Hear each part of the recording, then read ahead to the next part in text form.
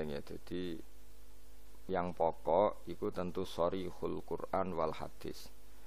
Itu harus kita ikuti. Jadi ora usah kata-katamanan, memang itu nyata. Saya ulang lagi ya. Nak ono sharihul Quran berarti ora usah katama, ora usah sesuatu yang dianggap disembunyikan kayak ridho wa firidul walidain. Nah, di luar yang sorry itu baru ada tebak-tebakan misteri, misalnya ada orang jadi wali hanya karena tadi misalnya ano ri ning dalan disingkrehno takut ri tadi mengenai orang muslim. Terus ada beberapa orang yang bahkan ditobati Allah hanya karena minumi anjing.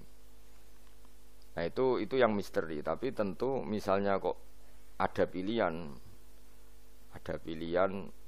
wayahe ngombeni ibu yang kehausan. Terus gue spekulasi, wah tak ngombeni asu nak menuntut ridhane pangeran. Nah, itu kebodohan itu karena apa? Memperbandingkan sesuatu yang sorry ya dengan yang misteri. Jadi tetap kita milih yang sorry dulu apa? Sorry itu yang eksplisit disebut Allah dan Rasul. Begitu juga menyangkut suhtullah. Ya, jadi resiko ngaji kitab-kitab yang berbau tasawuf memang seperti itu. Jadi memang kita tidak boleh terlalu tasawuf dengan makna yang ini ya. Jadi saya ulang lagi, apapun hebatnya Sayyidina Umar itu tetap dawe proporsional. Jadi katama itu ya dengan makna di luar yang sorry. Saya ulang lagi, di luar yang sorry. Kalau yang sorry ya kita ikuti ya, jadi tidak semuanya disembunyikan Allah, tapi ada hal-hal sing jelas untuk ridhanya Allah, kayak birrul walidain, mencari ilmu, terus ridho mek qada qadar, terus ada beberapa yang sekarang ridho mek qada qadar malah sangat tinggi makomnya, jelas radhiyallahu anhum wa radu anah, orang yang ridho terhadap keputusan Allah, Allah akan ridho pada dia. Itu jelas aturannya. Jadi kowe nak ridho mek peparinge Allah, maka Allah akan ridho ke kamu. Itu kan berarti satu taat yaitu ridho kepada Allah yang dadekno Allah ridho. Itu tidak jenis yang dikatama, yang disimpan atau dirahasiakan. Jadi walhasil pesan saya ngaji itu sing khatam, karena ilmu itu ya mirip wong ngomong gitu. Jadi misalnya ono wong kelaparan, mesti nganggep yang terpenting bagi dia saat itu adalah makan. Kok ono wong kehausan, yang penting saat itu ya minum. Terus kabeh diomongkan yang terpenting. Jadi kan gong diutang ya sementing ra ditagih kan. Nah, itu kan dekne ora iso nalar, dadi apa? Ora iso nalar ana wong kok enake mangan sate iku mergo dekne orientasine sementing ora ketemu debt kolektor. Nah, semua akan dikatakan itu paling penting, tapi tentu semuanya proporsional. Napa semua itu? Nah, tapi ketika kita ngomong husnul khotimah, kita akan ngomong yang paling penting itu husnul khotimah. Tapi sebetulnya husnul khotimah sendiri kalau kita ngomong apa artinya gue kepengen husnul khotimah, kemudian perilaku harian kamu tidak mengawal Islam, gak tau ngitmai Islam, gak tau ngitmai wong tua, sementing orientasinya mau husnul khotimah, itu kan ya keliru juga. Jadi walhasil kalau pesen semua yang ada di teks-teks kitab-kitab seperti ini KBU proporsional. Jadi katama ya dalam konteks yang katama, tapi beberapa nyatanya Nabi ngendikan secara ceplos bahwa ridho Allah misalnya firidul walidain, tidak ada kata manan. Memang ada beberapa resep sangka Nabi ini loh yang menjadikan kamu diridhoi Allah, misalnya ridho walidain, ridho Allah firidul walidain, ridho sama kodok qadar, terus mencari ilmu. Itu jelas di hadis ridhon bima yasna, semua malaikat suka kalau ada orang mencari ilmu. Itu tuh hal-hal yang Allah menjelaskan secara detail, secara sorry, secara ceplos, secara eksplisit.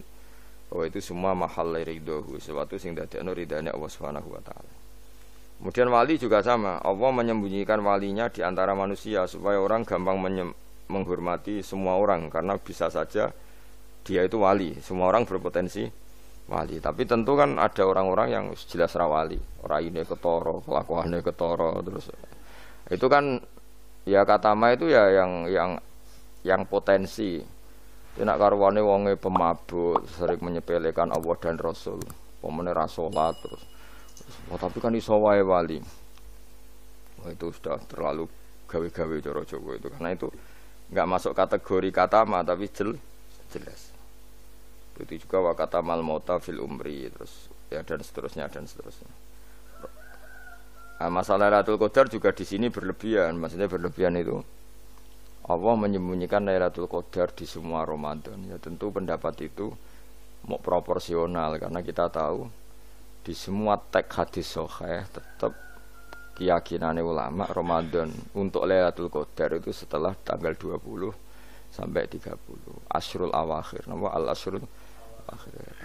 Cuma ada orang yang mungkin persyaratannya Allah kue tak kei tapi syaratnya ibadahnya ngetuk mulai tanggal 1. Ya, tapi tetap saja Lailatul Qadar itu fil asyril awakhir di 10 terakhir. Tapi tetap soro setare itu dimulai ibadahnya, maksudnya setar ning ibadah dimulai 1 sampai 20. Tapi nak kue misalnya duwe potensi, tapi bisa saja Lailatul Qadar jatuh tanggal 1, yaitu khorkon lil ijma' atau khorkon lil muttafaq alaih atau khorkon di jamahiril ulama. Kamu berarti balelo atau merusak konsensus ulama sing darani Lailatul Qadar fil asril awakhir. Jadi ngaji karena kita tidak mungkin mengkhorku ya merubah. Jadi apapun hebatnya kita misalnya sholat Lailatul Qadar mulai tanggal 1, soalnya Lailatul Qadar tanggal 2, enggak bisa seperti itu. Tetap kita meyakini fil asril awakhir. Ya jadi resiko kitab-kitab tasawuf memang apa ya hati-hati ini kadang berlebihan. Kita tetap meyakini sing sore, ya saya ulang lagi sing sore. Sing sore, sing ceplos misalnya Kanjeng Nabi ngendikan Lailatul Qadar itu fil asril akhir, fil asril awakhir. Imam Syafi'i memilih sing autaruhu sing ganjil. Terus ada ulama yang memang milih 27. Nah sudah kita ikuti saja seperti itu. Meskipun tentu tadi karena Lailatul Qadar sifatnya pemberian ya yang mungkin Allah juga punya kualifikasi misalnya sing tenanan mulai tanggal 1 dikai sing mapak langsung tanggal 27 dianggap wong nakalan. Maksudnya kan iso wae memang aturannya seperti itu apa. Ketika mana sing ibadah mulai tanggal 1 barat orang masak itu ya nyediakno kayu bakar berproses nanti mangan. Nah sing ora proses itu sono mangan terus teko-teko njuk melok mangan. Nah, kira-kira ya pantese piye ngono ya itu. Jadi saya mohon sekali semua teks hadis itu proporsional karena hadis tidak hanya ini. Misalnya Allah itu menyembunyikan ridhonya. Jadi orang tidak akan tahu Allah ridhonya di mana. Yaitu ya keliru kalau kaidah itu umum karena ada beberapa hal yang disebut Nabi jelas ridho Allah misalnya firdal walidain itu jelas disebut ya kita harus ikut bahwa luar biasa proses ridho apa walidain apa menjadikan orang tua kita ridho. Ruya diriwayat nopo anak nama Mas'udin saat temen Ibnu Mas'ud iku doa iku donga sahabat Ibnu Mas'ud bihadat doa iklan doa. Allahumma do Allah ini saat temen ingsun as'alu jalu ingsun ka ing panjenengan imanan ing iman layar tetu kang ora bakal dadi murtad apa iman. Wa na'iman lan ingsun jalu ing nikmat layan fadu kang ora entek apa naim. Wa qurrata ainin lan tenange mripat la tangkoti kang ora putus-putus apa qurratu ainin. Wa murafaqatu nabi kalan ngancani nabi panjenengan Muhammad sallallahu alaihi wasallam fi a'la jinanil khuldi ing dalem dhuwur-dhuwure swarga khuldi.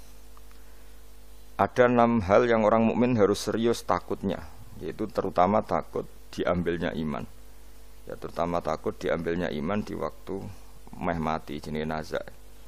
Buktinya sahabat sekaliber Ibnu Mas'ud selalu berdoa Allahumma inni as'aluka imanan la yartaddu wa na'iman la yanfadu wa qurrata ainin la tanqati. Jadi tentu kita takut sekali kalau pas dekati mati justru iman kita dicabut. Wasani utai sing kaping pindho iku ayya khofa ingin ta wedi sapa wong mingki balil hafadzati sanging sisi malaikat penjaga il katibina tegese sing nulis kabeh li amalil ibadi marang pro ngamale kawula. Ayak tubuh ento padha nulis sapa malaikat alaihi ing atase wong ma ing perkara yaftadi kang dadi keweleh sapa man. Keweleh itu dipermalukan sapa man bi iklan ma yaumil kiamat ing dalam dina kiamat. Yang kedua adalah orang itu takut bahwa malaikat yang menulis amal kita akan menulis sesuatu yang kita akan dipermalukan di hari kiamat.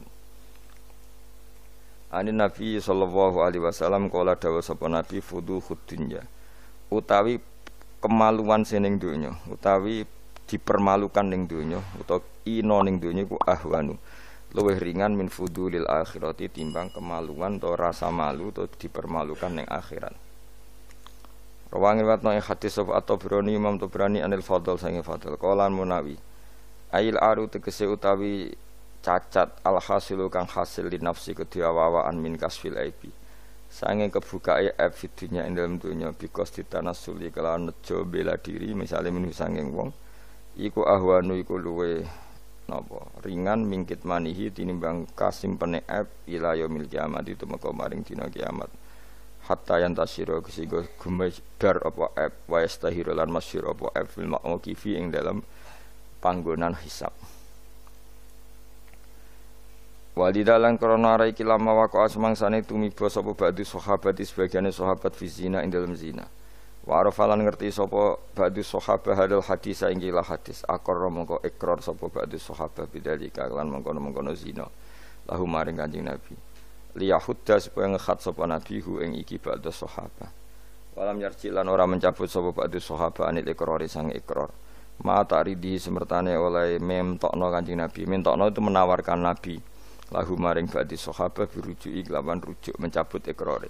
Li ilmihi krana ngertine ba'du sahabat bi anna fadihatahu lan sak temene rasa malune wong fid dunya ing dalam dunya bi iqamatil haddi lan dilakonine had iku ahwan iku luwih ringan min fadihatil akhirati timbang malu ning akhirat.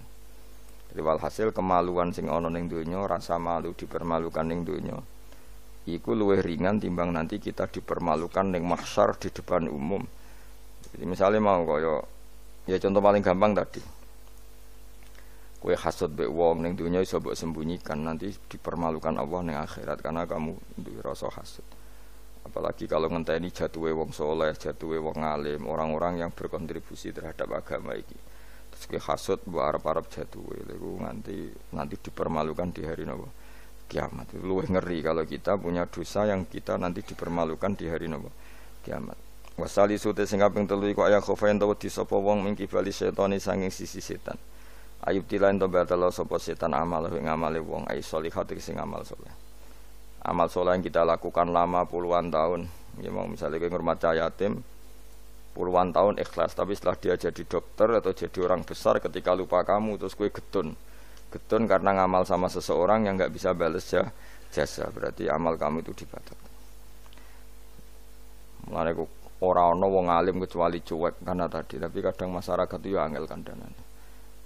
Hampir semua orang alim itu enggak suka kenal santrinya, bukan karena enggak mau, bukan. Karena tadi sebetulnya ingin sebar mulang ya wis mulang. Karena kalau kenal takutnya itu memanajemen atau ngatur-ngatur. Engko akhirnya terus kena gak dituruti seakan-akan wong ngajine mbek aku kok gak nuruti aku. Sehingga banyak orang alim yang milih cuek itu. Yang ditakdir kenal ya kenal, yang ndak itu sebetulnya hanya untuk menjaga ikhlas ben tidak selalu mengatur-ngatur. Kena ngatur-ngatur ujung-ujungnya itu hadun nafsi. Hadun nafsi bisa membatalkan amalnya dia mulangnya itu tadi. Punya masyhur banyak orang alim yang enggak mau ditemuin muridnya. Bahkan Sufyan Ats-Tsauri itu masyhur itu. Yang boleh sowan saya harus yang enggak pernah ngaji saya. Yang boleh ketemu saya yang tidak ada urusan ngaji dengan saya. Karena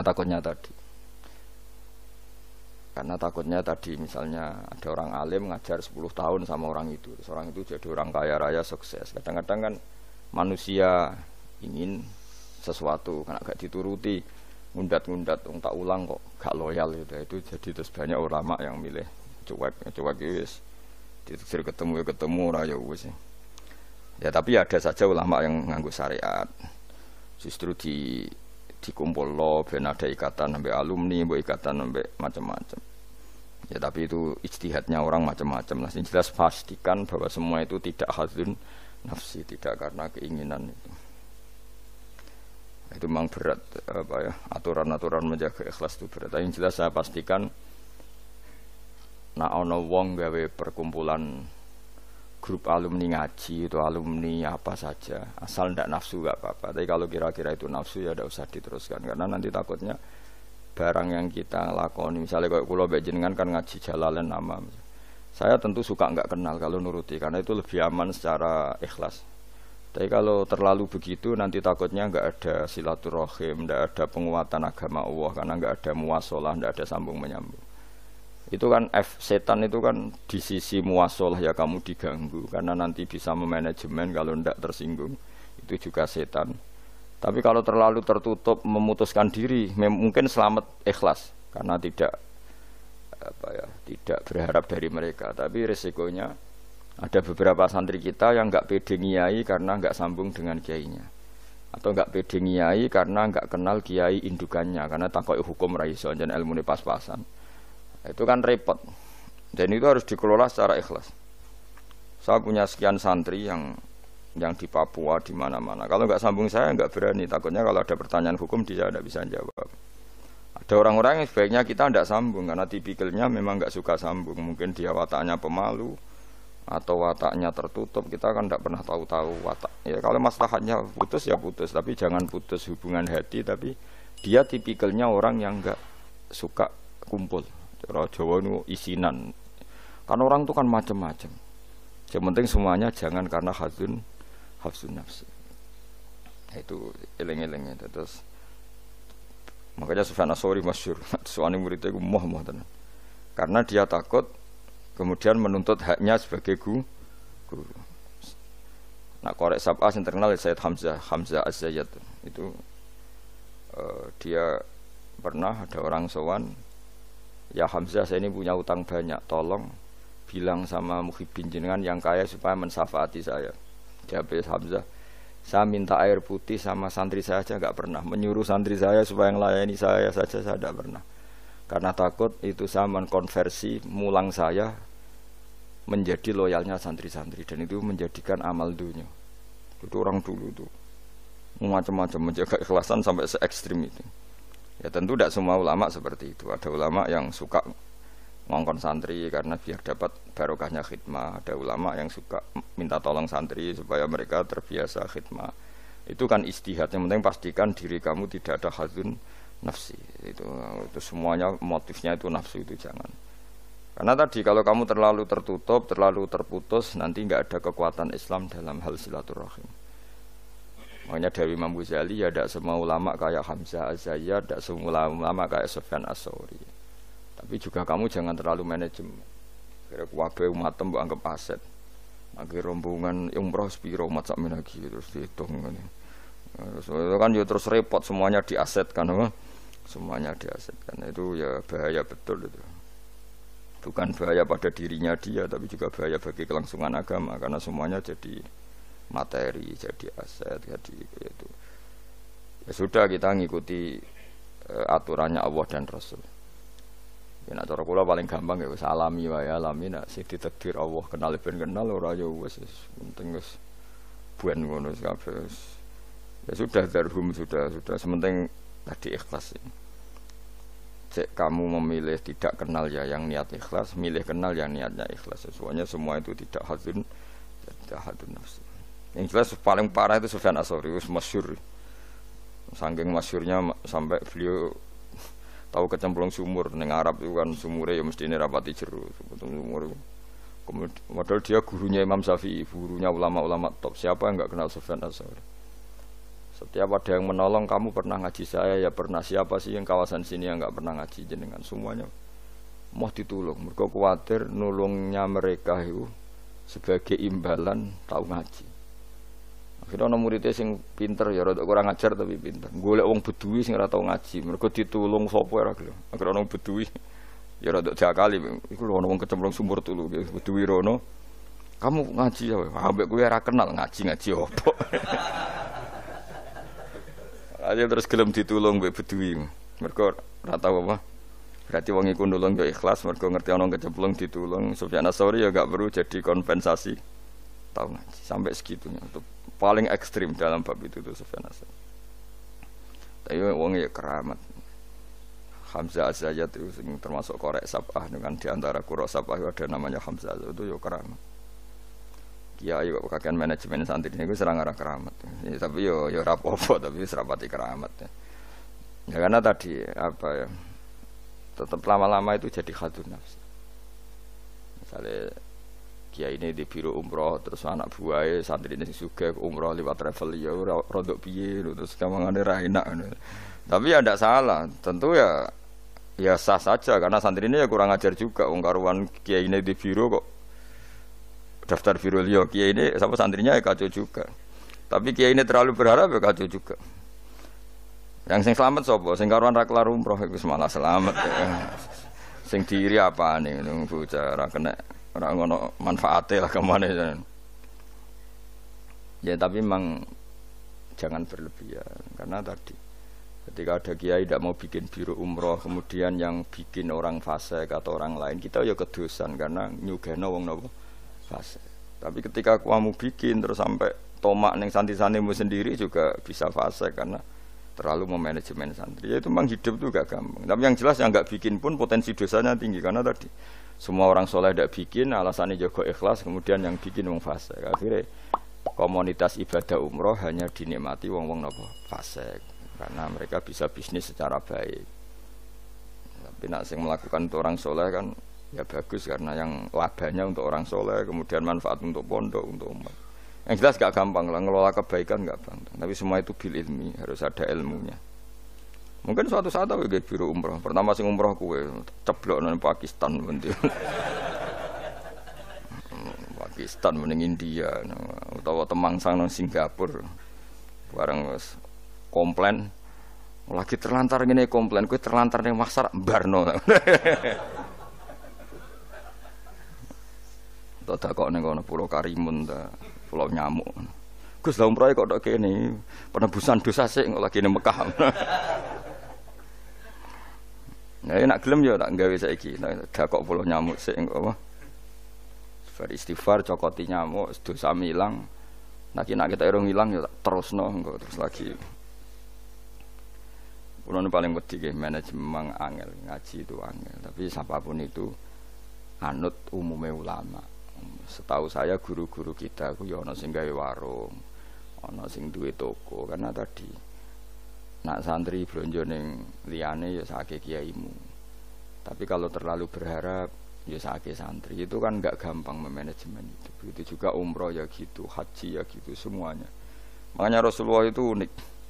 Rasulullah itu di banyak hal juga kelihatan enggak apa-apa enggak kenal sahabat. Karena ya mungkin Nabi ingin semua orang punya dunia sendiri-sendiri. Tapi kadang kelihatan tanya-tanya sahabat yang enggak hadir ditanyakan, yang enggak kelihatan ditanyakan. Ada yang enggak ditanyakan karena tadi tipikal orang itu macam-macam. Ada yang suka ditanya, ada yang suka enggak. Allah bikin watak manusia kan beda-beda. Ana sing wong sowan kiai malah ngel-ngelo kiai. Saking sopane mlungker terus nak gak ditakoki gak omong. Malah bingung lho kiai ini maksudnya ku piye sowan mau mlungker tok terus. Ah ana sing sowan niku saking ramahe men omong nganti kiai ora keduman omong. Oh jenenge wong akeh, ngono. Wong akeh. Ya sing barno semacam-macam dunya. Malah ngel-ngel wong semua terus piye kiai ini bukan piye. Dikandani ora roh maksude ku piye. Ditakoki yo keselen takok. Mau jawab sitok.